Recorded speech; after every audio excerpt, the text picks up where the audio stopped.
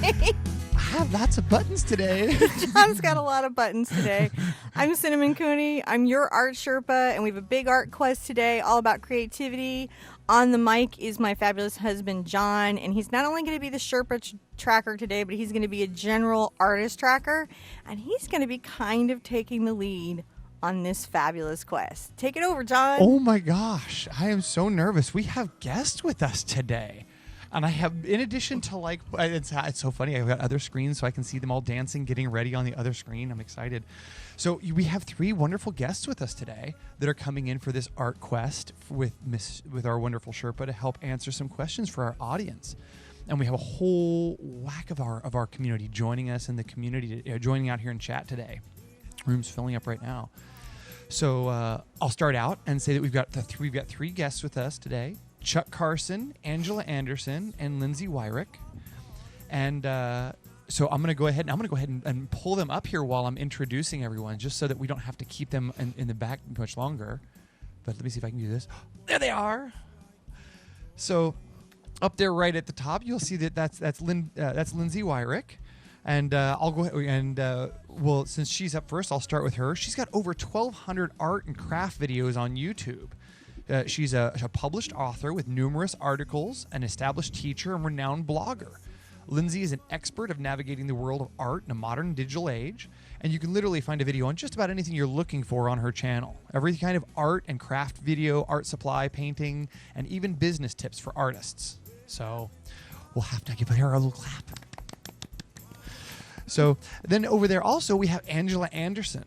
You know, she has a much-loved YouTube channel, and she's known for her easy art lessons and often taking interesting and surprising tools like credit cards and using them as art tools.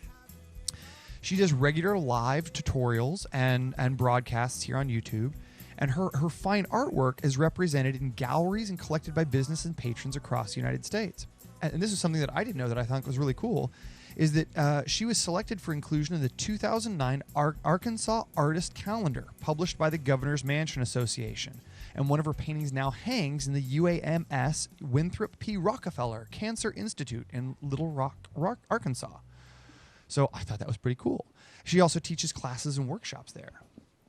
And then our last guest over there, you can see him, Chuck Carson, is a good friend of mine. He's the animated pencil. He's an accomplished and talented senior game professional with over 16 years of experience. And he and I have worked together on many, many game projects. He's worked on Wolfenstein 3D, Rock Band 2 and 3, Call of Duty 2 and 3, Blood Rain 1 and 2, Blair Witch Project, Fly, Monster Truck Madness 1 and 2, Cruise Time, Doors to Adventure, and a whole lot of projects that we have in the works as well. So you guys can catch his YouTube channel, The Animated Pencil, and he can also be found on Instagram. Yeah, we've got everybody iCarded. Oh, yeah. And in the description. I hid them in the iCard in the description. And I do need some, I need some canned folly to add to some of this. So I'm so bad with that today. So. All right. So it's a creativity quest today. But it is. And we got the most creative people, literally, that I know. These are incredibly prolific, creative people who make their living, their life, at being artists. Mm-hmm. Well, I'm gonna let you know today. I guess you guys are looking at me. I was gonna let you guys start having some chat. So I guess I have to lead this today with the questions for the group. I feel all like I'm all relaxing here, going, all right, I've done my job. I pushed all the buttons. I've introduced everybody. Oh man, you got to ask us some questions and organize the creative. I do. Herd some cats, baby. I've got to herd some cats. I see. This is a whole bunch of crazy that I wasn't expecting. Now I have questions for you guys, though. We actually do. We have legitimate questions for you. So the first question we'll start with is how do you guys deal? And today in the format, just so we know, we're going to be taking questions from our audience as they come in. And we've got a lot of them that are coming up with, and I've already captured some of them down here. So as you guys in our community have questions, go ahead and put them up there in the chat, and I'm going to ask them. And then I've got a couple here from previous events that we've recognized. And I'm going to go ahead and start asking those questions right away. So the first one for the group is how do you guys deal? Where do you get your ideas from? where do you guys look for inspiration, and how do you pull from those ideas? And maybe we'll start with Chuck, since you're up there first. I see you, Chuck. So how do I deal with inspiration? How do I find it? Yeah, where do you look for inspiration? How do you where do you find that muse sleeping? I see it everywhere I go. I mean, I go to a lot of antique shops around town, and with my family, we walk around looking at stuff, and I always see things that inspire me. Movies, being outside, just everything. Is an inspiration if you look for it correctly, and so it's all around me, everywhere. Life in general. Yeah. So you have a very I really like your art style. It's very it's sort of what I would call a very classic cartoon feeling to it. And what specifically when you're looking for those illustration things to draw upon, where what do you put in your notebook? What things do you capture to bring back to your studio when you're out there in the wild to translate? It's kind of breaking up, but I look for, obviously I look for cartoon stuff because that's what I'm really into, cartoons and cars, stuff like that. So I kind of go towards, the cartoons from the 40s and 50s and 60s and 70s that I watched growing up. I always see things like that, and that inspires me. Artists inspire me, tons of them. I look at, I used to, when I was a kid, I would get Mad Magazine and I would draw every single page. Whether I liked it or not, I would just draw it just to see if I could. And I do that all the time, even now, just to see how I progressed. Like 10 years ago, I couldn't draw Fred Flintstone, and now I draw him, really well. So you have a really good video. I go back and forth all the time.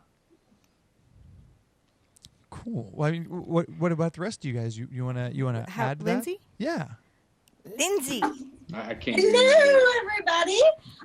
Well, I'm very inspired by color, and I tend to be inspired. I live in Maine, so it's very gorgeous as far as like the 4 seasons. You have the gorgeous fiery trees in the fall. You have beautiful sunsets in the winter. You have gorgeous summer scenes everywhere. So that's very inspiring. I'm also very inspired by product. Since I skew a little bit more towards the craft industry than the fine art industry, there's always products being cranked out. And part of my job is showcasing those products for different advertisers. But I'm very inspired by what companies are coming out with. I'm very inspired by trends that are in like fashion design and color combinations that are trending. I find all that incredibly inspiring because I work in different mediums, from painting, but also jewelry, card making, stamping, knitting, crochet. Since I get to draw from all those different genres, I get kind of texture from some from like the knitting and the sewing, and then I get color from the painting. I pull from everything. I'm inspired by everything. I keep a notebook because I'll forget ideas faster than I come up with them. That's kind of what inspires me, I guess. That's cool. Angela?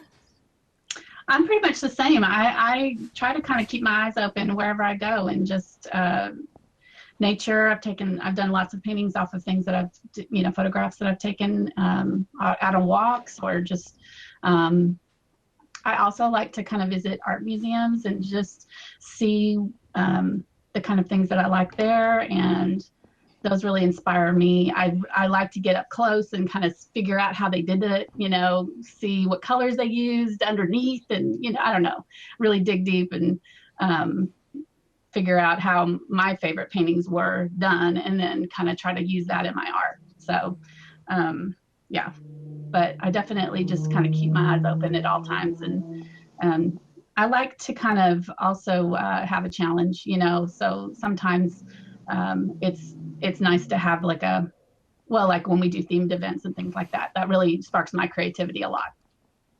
I get that. Me too. Yeah.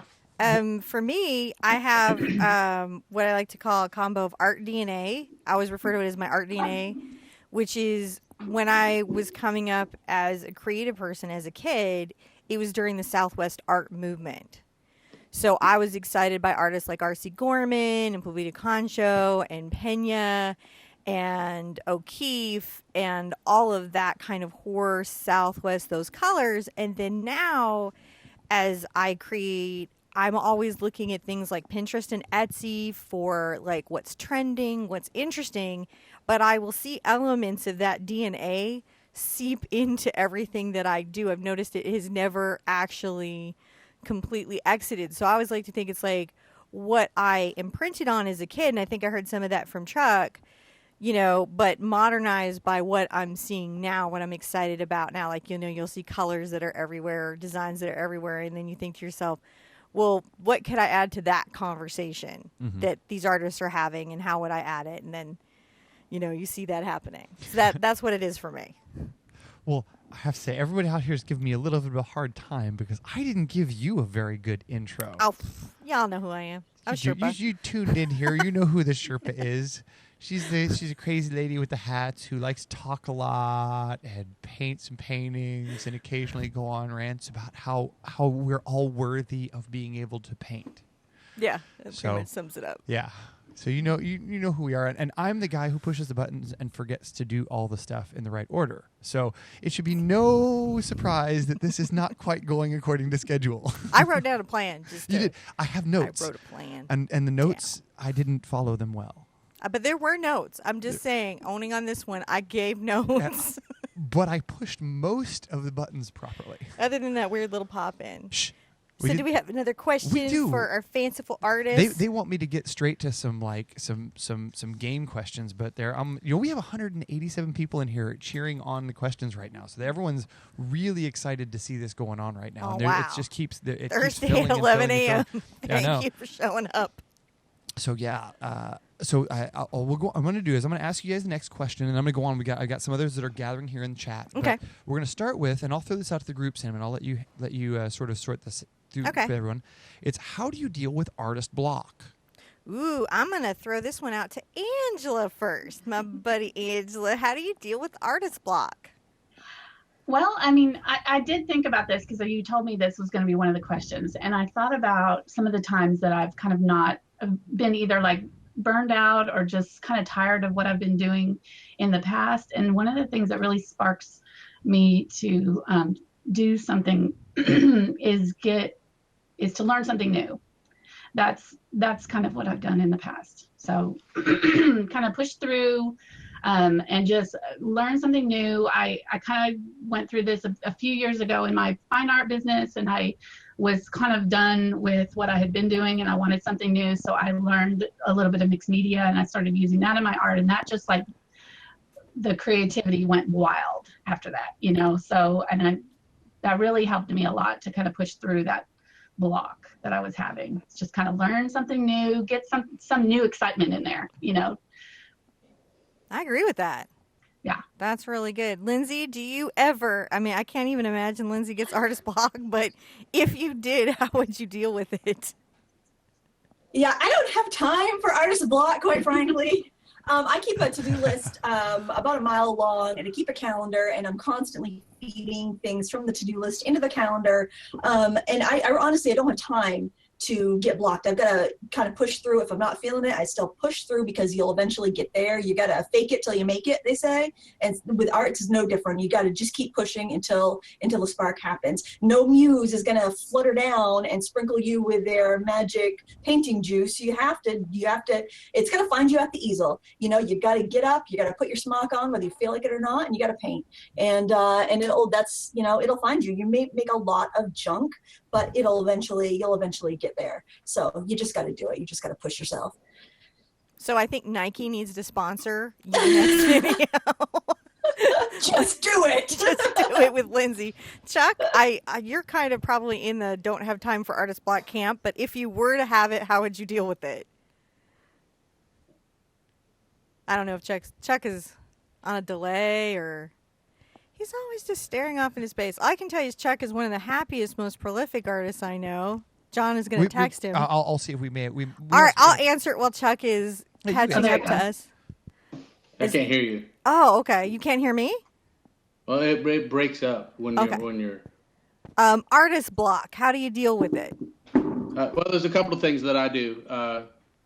First, if I get something like a new pencil or a new pad of paper, even if I don't need it, I go buy a new one, and that always, for some reason, inspires me. And just because I like similar to Lindsay, I have to push myself. I don't have time to not create. So what I'll do is I'll have 2 or 3 projects at the same time that I'm dealing with, that I'm working on. I go back and forth because sometimes all I need to do is rest. And sometimes I'll dream about it and I'll fix a problem in the middle of the night while I'm sleeping, and I'll jump up and fix it the next day. But it's so many things. I just don't have time to be blocked. So I have to push myself because I'm used to drawing all night. And so I'm so used to that. And that's when I'm most creative, is in the middle of the night. So. So I think our takeaways for the people at home is that influx of new media, like Angela's talking about learning a new thing, Chuck's talking about bringing in a new thing. I'm kind of in the having to produce, so there's that expectation. I have an expectation on myself to produce. I have a rhythm that I've come to recognize. I did a daily painting for a while. I may get back and do one of these again because I think it's so viable for artists. And I found like every 10th painting or so sucked. It was just terrible. There was just nothing I could do to save it. I would go along, paint. Terrible painting. It just wouldn't come together. But the painting after that painting, right, which is kind of like what Lindsay was saying, which is the inspirations at the easel. The painting after that painting would be great. Oh, yeah. And I've just kind of gotten okay with the fact that every once in a while, not everything I'm going to do is going to be great. I just have to keep doing it. So I think that persistence, I think our takeaway at home is, get some new inspiration in and put it, if you have an expectation of yourself to create, that helps. And be okay with the fact that there's a rhythm. Like some things are going to be really awesome and some things you're going to put in the closet for gesso later. Yeah. And you have to paint. You can't just watch videos and read books. You have to actually paint in order to get better, and in order for creativity to find you. Creativity is not going to find you sitting around reading a magazine or reading a book or watching a video. You might get a spark, but you have to do something with it. You have to take action and actually paint. That's the only way you're going to learn how to paint. You can watch videos all day long, but you have to paint if you want to, be creative and be inspired. If you want to stay. I agree. Totally. All right, John, do we have another question, or we have one from the group? Lots What do we got? of questions. Well, I wanted to start by saying, we are the crowd just keeps growing and growing, and we have 200 community members who are out here and it's been really, really nice. And as our community members, I'd like to encourage all of them to go out there to the Frugal Crafter, to Angela Anderson and Chuck Carson's YouTube page. Subscribe, give them some thumbs up, and leave a comment on their page to thank them for coming out here and joining us today and seeing you guys. We really appreciate them joining. So go out there and share some of them. That really helps them out. And of course, we always appreciate your thumbs up and likes and shares here too. So thank you guys. Now we have another question here. And this is, are you guys ever afraid that you're going to mess up in these art adventures? And what do you do to deal with the fear of messing something up? When you're doing all these important things, when you're going out on YouTube events or you're creating these important artworks, how do you deal with that stress? You want to have Chuck go first? I'll let you. I'm going to post that to you and let you handle who Me? we talk to. Who do we talk? You handle that. Okay, Chuck, you want to go and answer that? How do you handle the fear of messing up? Well, I mess up all the time, so I'm not scared anymore. But when I first started doing drawings, I only drew with a pen. I would not draw with a pencil because when I was a kid, the pencils that I had access to were the very hard lead and very hard to see. So I spent the first all through high school drawing with a pen. So I learned very quickly that if I messed up, to me, then I would just add it to the illustration. And, I knew it was messed up, but other people didn't, So nowadays when I mess up, and I do it all the time, it never looks like you want it to look, ever, for me anyway. And so I just don't worry about it. I kind of know my style and what I want to do nowadays. So I just kind of move forward with it, cover it up somehow, or start over You know, I don't. It's not something I'm afraid of, but it's something that happens regularly. You know. I So. do. I get that. I'll answer it next. When I was young, I had, you know how you have your group of friends, you have your group of art friends, and a lot of my friends were really talented, what people would call talented early, which was really that they just worked very, very hard at what they did. But many of them were very competitive.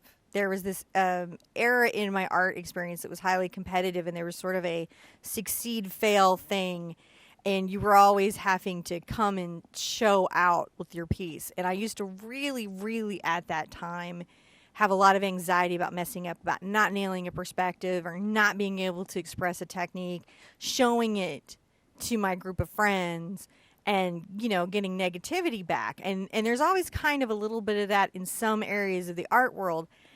As I started to work more professionally, I think actually getting into the advertising arts and having an art agent was fantastic because I stopped getting the negative blowback. I started surrounding myself with people who weren't competitive with me, which was fantastic. And then when I started to fail, I could fail then in a safe space, and then I learned that failing was just actually the step to me figuring out a technique. Like that the failure is so valuable, and I think that was the biggest bloom in my art experience is when I started realizing that failure wasn't an opportunity for people to mock me, but was an opportunity for me to unlock a new technique or see a new thing in my art, and it was actually beneficial to me. I don't know, it's like the Ben Franklin effect is what I started to refer to it as, that I stopped fearing it and I started really loving it. Like, oh wow, I really suck at this and I'm blowing it, but in the process of just pushing through and blowing it, it would start to click to me how I could do it. And once I was able to drop that fear, I started really pulling in technique after technique. Angela, do you ever have that experience where you're afraid, failing? Yeah, if you've ever watched any of my videos, I mess up all the time. I drop paint on things, and yeah, and I've kind of made it part of my process. When when I paint, I've gotten into the habit of just not really sketching out very clearly, and I just kind of work through and change my composition as I go, and just kind of let the mistakes become part of the process for me. And it really it helps relieve all that fear, but I'm with you on, you kind of have to know how to fix your problems. And so that's why, like, when I do my videos, I'm almost glad when I have a mistake, because then I can show people how to fix it. Yeah. So Lindsay? I think mistakes are a gift. I think that when people see you make a mistake, you're much more relatable to them. And if one of us who has experience makes a mistake, chances are anybody that we're teaching is also making that mistake. So it's a teachable moment. And the only time I get that little shred of fear is not when I'm doing a video or a live show. It's if I'm in a class and I've got like 20 students and I'm doing a workshop, just because, you've got a limited time. It's not like you can teach them for 4 hours if you need to. You've got like an hour and a half, and then you got to pack them up and get the next group in. But even then, it's like, if I show a technique and it doesn't come out the way it's supposed to, I could say, this is what happens when there's not enough water on the stamp, or there's not enough water on your brush, or there's too much water on your brush. So you kind of spin it like you intended to do that, and you're actually teaching them what to do in case it happens to them. I remember doing a workshop last summer at a big convention, and my assistant saw me totally botch something, and she under her breath, she goes, "How are you going to spin that one, Lindsay?" Like, and I did. I mean, this is like what happens when you don't have enough paint on your stamp, and it's going to do this. So to correct that, what we're going to do, and we just figured out how to correct it. It's a gift. I mean, you're going to grow more. If you do everything right the first time, then you're not going to learn anything. Yeah. And then when you do come across an obstacle, you're not going to know how to fix it. You're going to be shaken by it, and you're not going to be able to overcome it. So by constantly trying things, you're going to constantly make mistakes, but you're going to be constantly learning and developing your own style and your own techniques that'll make your work different than the artist next to you. So I have no fear on mistakes. I know I'm going to make them. It will provide a little comic relief in my videos, and it'll make us all better artists because we'll see what not to do. Oh, well, drop the mic on that one. What's next, Mr. Cooney? Indeed. So, man, again, I'd like to thank all of our community that just keeps growing and growing out here. And we've got a lot of moderators who are doing a great job of trying to make sure that everybody's questions are handled and we got everything going. And there's a lot of questions coming up here for individuals, and I'm going to try to make sure that that I copy and forward those on to everybody so that Chuck and Lindsay and Angela can get to some of those very specific questions that we have coming up. Oh, you want to ask them any of them? Well, we do. We have some that are to. we have some that are very much group oriented that we wanted to get to, and I'm trying to keep an eye on time because I know we have limited. And we got some games coming up that we want to get to. Well, we can game, but we can also skip if there's pressing questions. Well, there's some good questions coming up here. So. One of the overwhelming ones is how to deal with originality and creativity. So how is it that how do you go to the well of originality when being creative? So you want to talk a bit about that? I would love to. Why don't you pass that question around? All right. I will pitch this one first because I haven't done one first. On originality, this is my big soapbox. So there's a reality in art, which is that you are influenced by everything you see and everyone you're looking at. And it's an unrealistic goal to say that you're going to invent something entirely new. It does happen, but that process because there's a difference between being original and having what we like to call voice, right? So originality means like I've gone in and I'm creating something and I'm making due diligence to make sure that I'm adding something new to the conversation. I ask myself that as an artist, right? Like if I'm creating something like the Eiffel Tower, there's really only 5 views of the Eiffel Tower it ever gets photographed from. As artists, we're only going to be working from one of those 5 views.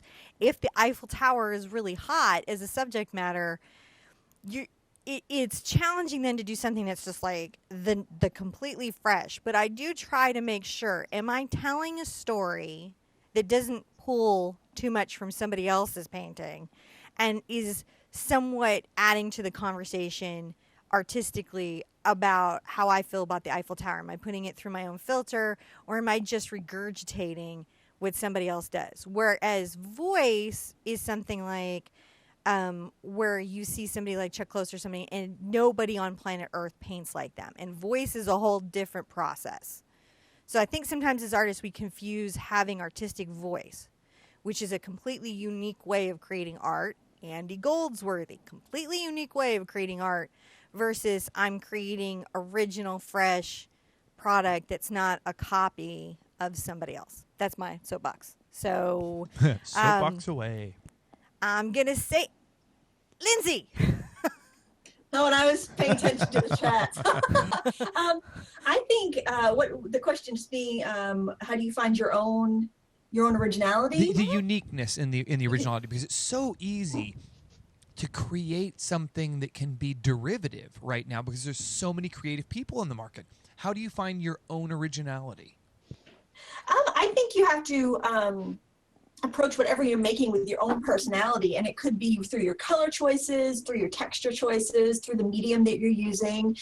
Something I tend to do a lot of my paintings, I tend to work with really bright colors, but only a few, and mix my colors and splatter on paint. I don't like it to be too crisp and pristine. I like to have soft edges and messy bits, and then sometimes add some mixed media to it. So I think as long as you do what you feel is true to you, you're going to paint like you. It's like when you paint a portrait of somebody else, it's always a self-portrait. You're always putting in, I have a very hard time painting, people that are not, I did a portrait of a Thai dancer, and it was so hard for me to paint that ethnicity when it's almost like I want to give, the person larger eyes or, more pronounced features that are much more Caucasian, because I'm used to, you see yourself in the mirror every day. I think every portrait's a self-portrait. Every painting is kind of a self-portrait because you're telling your story. My life experiences are different than everybody else's life experiences. And I think if you paint the way you feel you should be painting, and you're not trying to copy somebody or follow somebody else's style, you'll have that originality.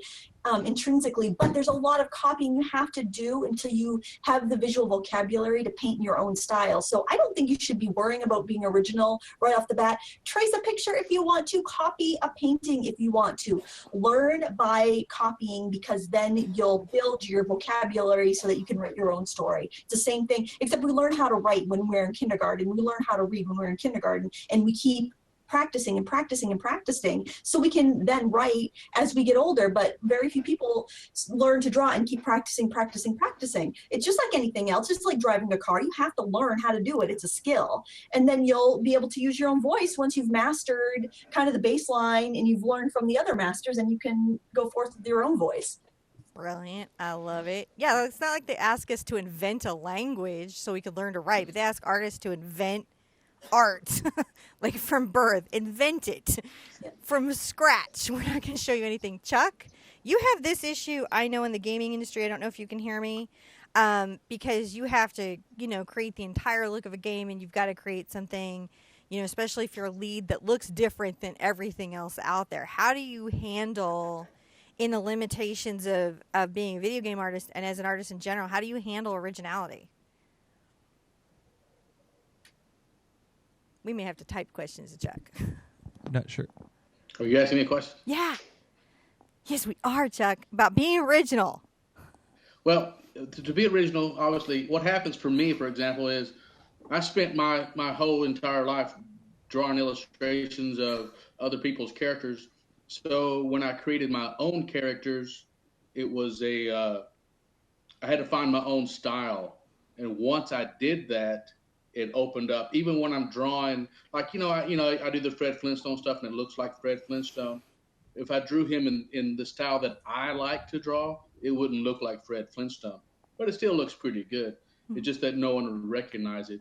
So what I do is I find things, and I look at all sorts of reference, and I draw things that I like, but I draw it in the way that I want to see it. Like if I see,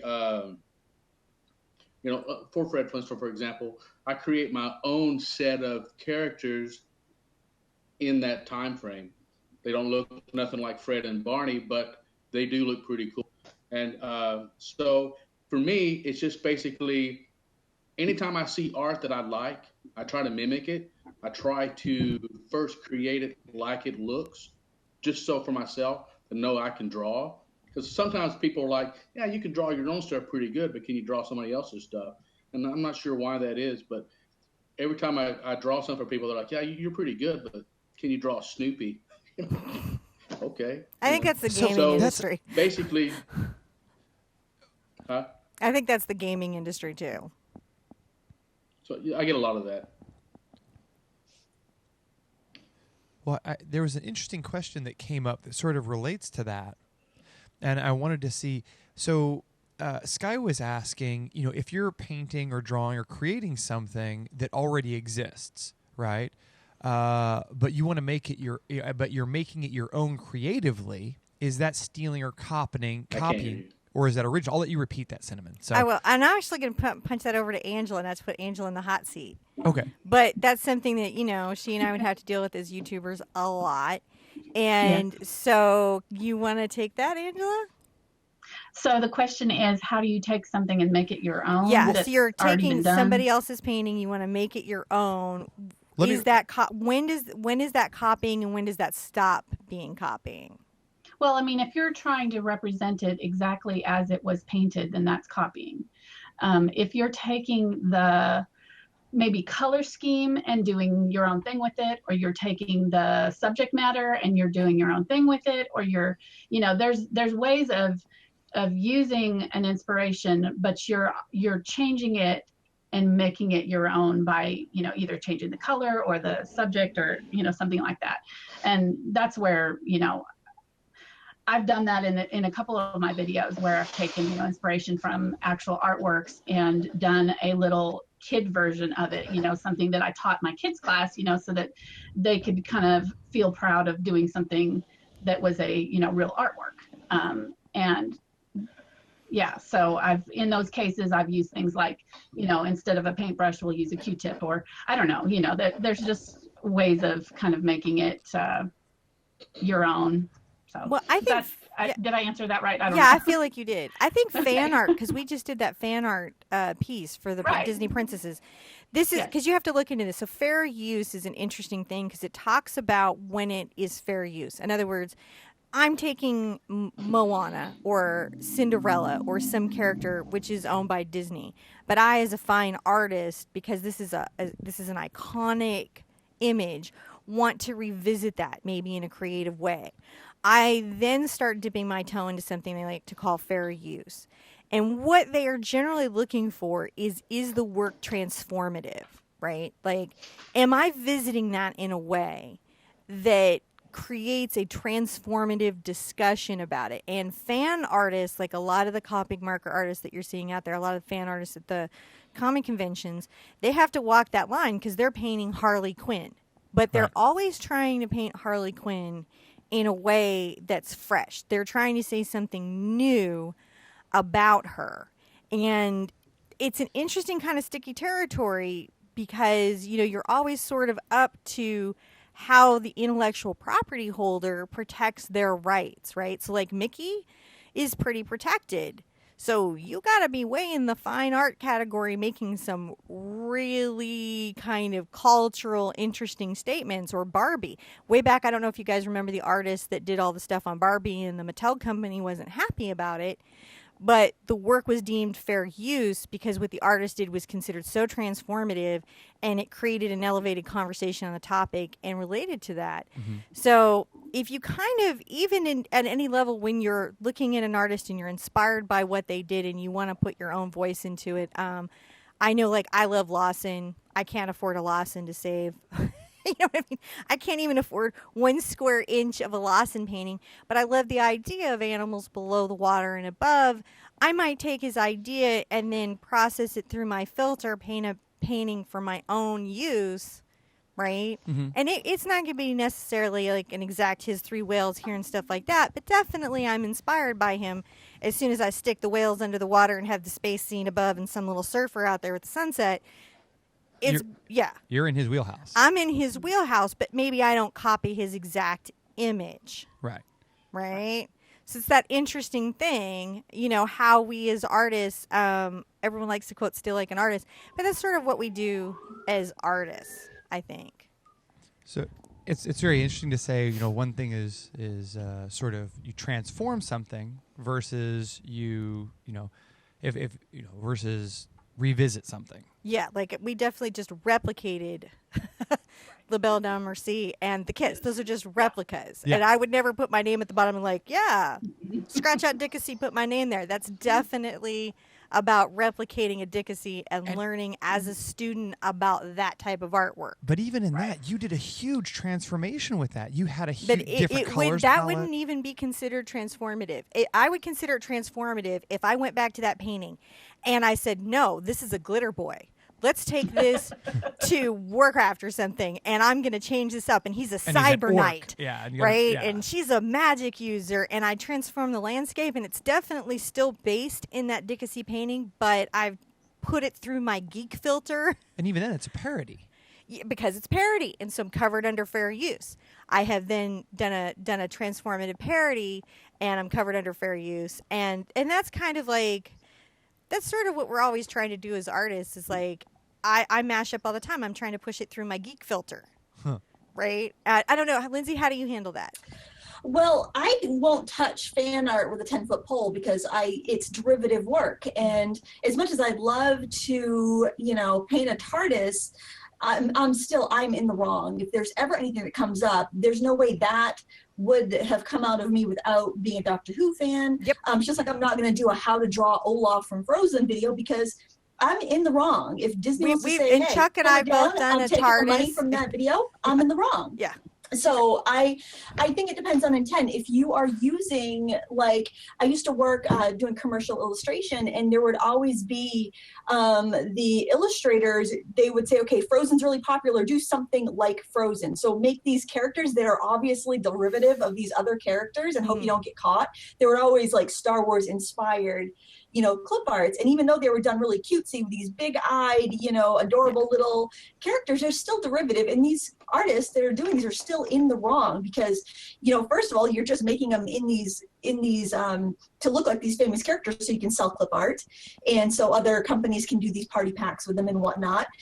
We're in the wrong if we do that, So, I mean, I'm kind of like a stickler for copyright because I know that that people's rights should be protected, and so that's why I don't kind of go for it. But copying like a famous artist, there's obviously no confusion there that the paintings you and Angela did, everybody knows them. There's no confusion there. They know that you're doing that as a teaching or as a educational thing, and education is covered under copyright fair use. So as long as there's no confusion there, and you're not making money off of it, which I think actually you could sell them and make money because those are in the public domain by now. Yeah. I think this is the right way to do it. You did it the right way. I think me showing people how to draw Yoda would be it would be the wrong thing to do. It's not my design. It's not I don't own that picture. I didn't devise him, and it's new enough that legally I have no right to do it. So I see all these people doing like how to draw Elsa, how to draw this. It's like,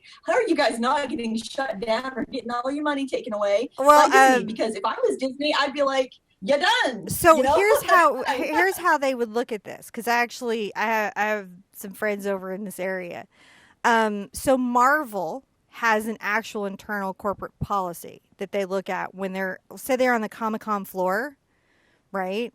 And they're looking at fan artists, and they actually have a percentage policy that they look at before they decide that a fan artist is encroaching on their property. Star Wars does that too. Lucas has a much more defined one. Like I did a Sugar Skull Stormtrooper, right? Now, yes, if Lucas is like, even if I could sit there and take that all the way to the Supreme Court and go, fair use, Lucas. If anybody comes by and is like, I'm going to be like, Mr. Lucas, I'm just taking it down. I'm not even making money on it. But here's what I would not do, right?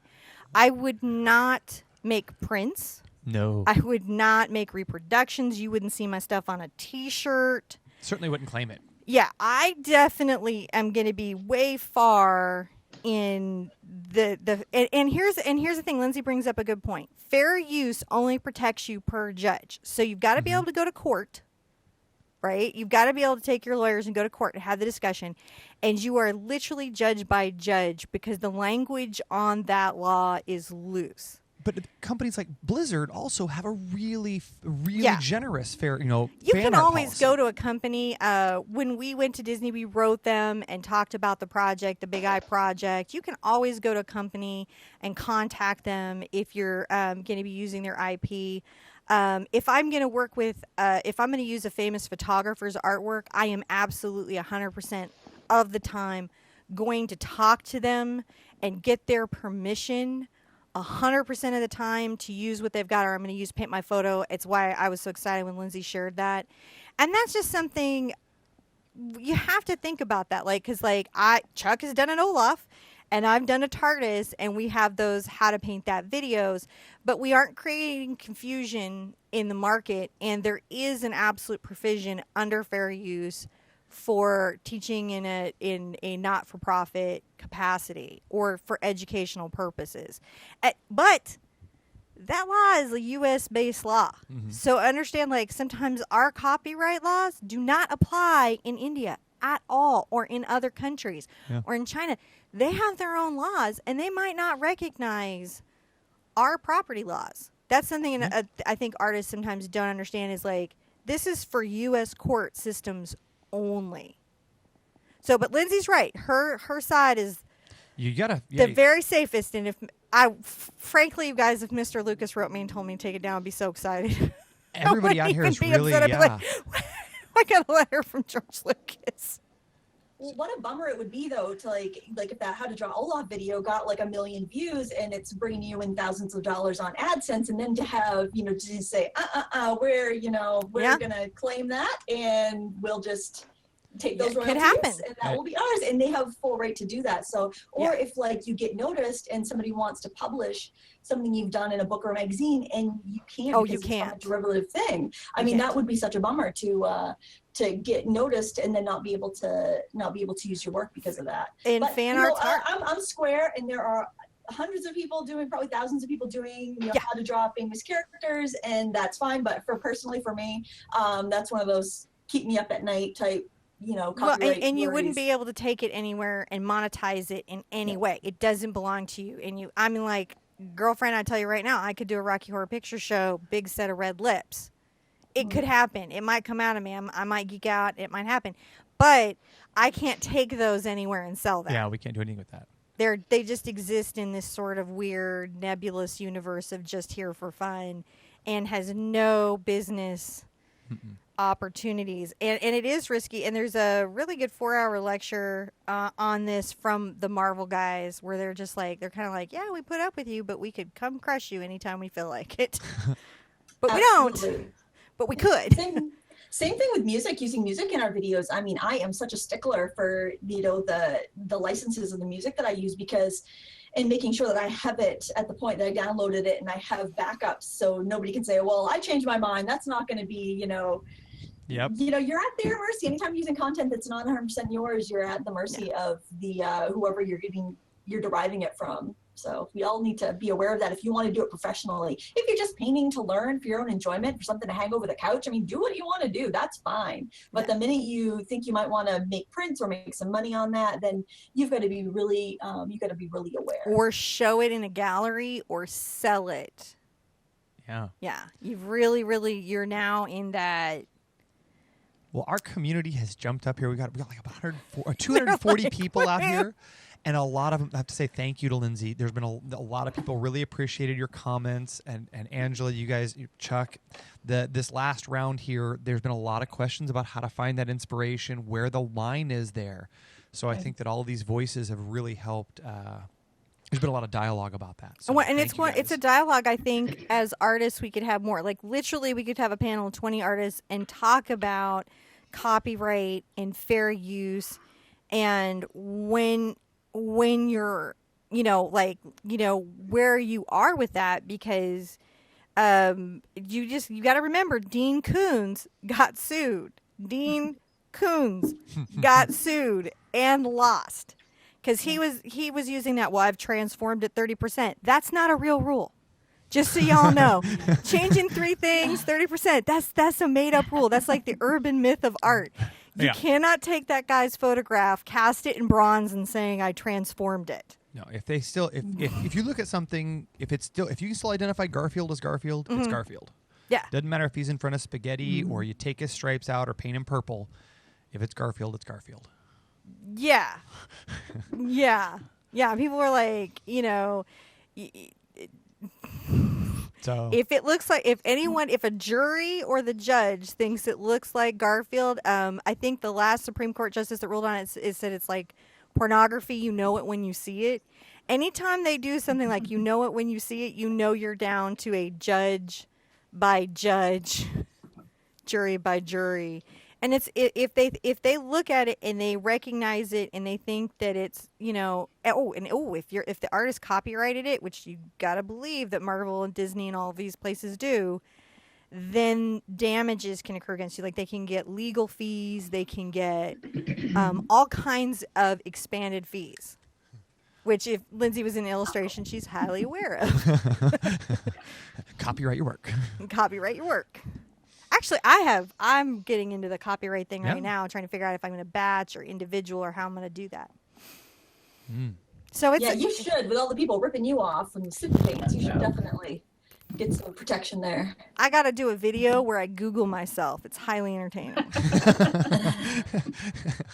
Not like cupquakes, though. It's like, I love when people are like, completely original, one-of-a-kind art, and then it's all my stuff.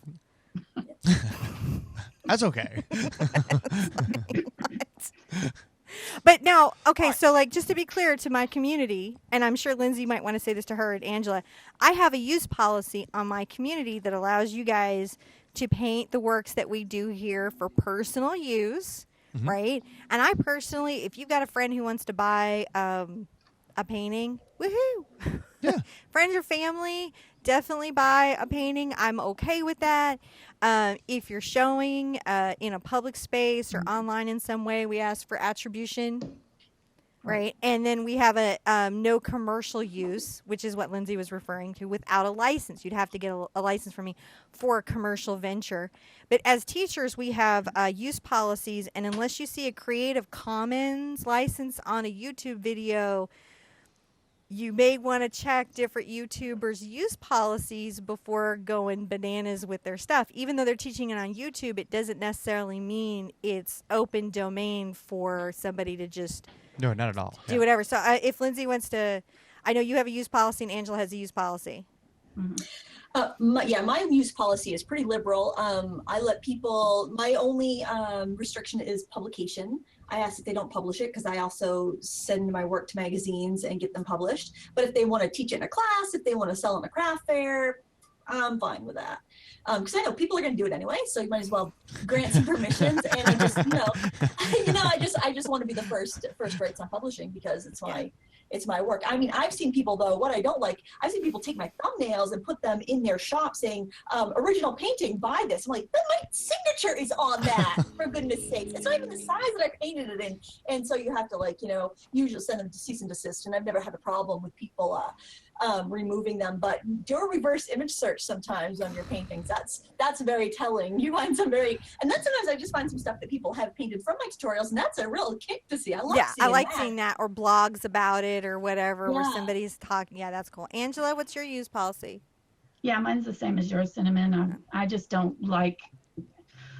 I'm all for people using the videos in class, in personal parties, or community settings, or for nonprofit. But if you're going to be using it in a business setting, that I would ask for some sort of percentage. And we're trying to work that out. Actually, we've talked about that. I mean, what is fair? But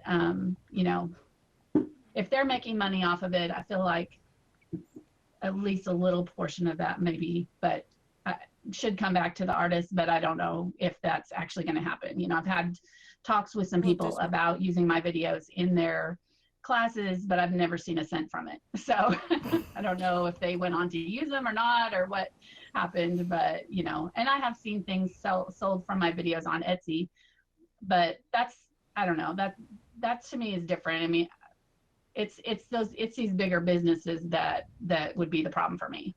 Yeah. Chuck, do you have a use policy? Because you do a lot of speed drawings. I don't know, Chuck in here. Do we have another question? Oh, I was muted What's there. the question? Oh, do you have a use policy in your channel? No. But it's not a Creative Commons, so don't just take his video and reuse it somewhere. What would be a good idea for you guys, I think, especially you and Angela, would be to do a Patreon page and support me on Patreon. And one of the levels could be you can use my paintings in your paint and sip. Mm-hmm. Have that be like the $25 a month level or something, because I mean, that way people can contribute back. Because I think a lot of it is that people are afraid. They might would love to contact you and get permission and give you a percentage, but they're afraid that if they tell you that they're teaching your painting, that you're going to slap them and sue them. Yeah. You know what I mean? Yeah. No. If you had a level on Patreon, you're basically teaching people how to teach a sip and paint. If that was a level, then it'd almost be like franchising without all the, paperwork and red tape. Yeah, what we decided to do was we're going to have a licensing page, and we're going to have actually support materials and everything, because I think we can actually help painting party places do what they do even better. And we're going to have a whole support page, and they can license. We're not doing Patreon, interestingly enough, because we have, and I don't know if you guys have this experience, we have people painting with us that are going through really intense life experiences, and our concern is that they would overgive, past the point of being reasonable. So we're trying to make sure that however they support the channel is kind of like in a product methodology, like you get a product. So it's sort of limited in scope, because the emotional experience is so intense. Yeah. And it's just so easy. We are actually, John has some experiences. We're just going to do licensing thing, and they can just easily license either month to month or on a yearly level, and make that friendly, at least get them. And we're going to make it so they can. Well, how about I'll plug that real quick. Okay, whatever. We're going to have a website coming up real quick that'll talk about the commercial licensing. Yeah. And then they'll be able to go out there and we'll have access to it in about a couple weeks. So just stay tuned on If all we that. just get any better at WordPress, because I'm literally the worst at WordPress on earth. This face. Who's bad at WordPress? We are. We all are horrible. So bad at it. But My site's on WordPress. I find it very easy. And I'm not a tech, but I'm simple mode all the way on everything I do. Okay, so Lindsay wins on simple mode until the cows come home. Lindsay, high five simple mode. You guys are too fancy. You're Are way there any fancy down there in specific Texas. questions for You each get of our people, coding John? software and your fancy websites. I pay for somebody to do my website, so I'm just going to have to. I do ArtSpan. That's it. Do we have And all any I have to questions do is pop in the specifically for pictures. the people, John? well, actually, so far there's been a lot of general questions coming up. They've been really commenting on. They've appreciated all of everything you guys have been saying. If I had to scroll back up here, there was some we had some games that we were going to play, but we've gotten so close. We've only got a few minutes left today. That I'm gonna jump back. I'll just up have here. to play Truth or Doodle privately with everybody. You might have to. It'll be private for Truth or Doodle. If you want to play at home, is you ask Truth or Doodles, and people have to say whether they're going to doodle or do truth at the beginning, and you have a list of weird things that they could doodle and a bunch of fun, silly questions that they can answer. If you're playing at home, but we're running tight on time because We we're really such interesting are. people. And we had so much to say. Yeah, we've only really got about 3 minutes left here today, and we've just scrolling back here. I only have they go by so fast, but the last couple pages, it looks like you guys have really been addressing a lot of this. A lot of people wanted to say thank you to all of our wonderful guests for coming and hanging out with us today. Boy, they really appreciate it. We got like 250 people here today, and it's really nice of you guys to join us with our community. Yeah, go by if you want some more artist tips. Go by the Frugal Crafter because she has an entire playlist of some really amazing art business tips. And I've worked decades and decades in the fine art industry, but I have heard things from Lindsay. I was like, ooh, I should have been bonded. Should have had me some insurance, and I did not.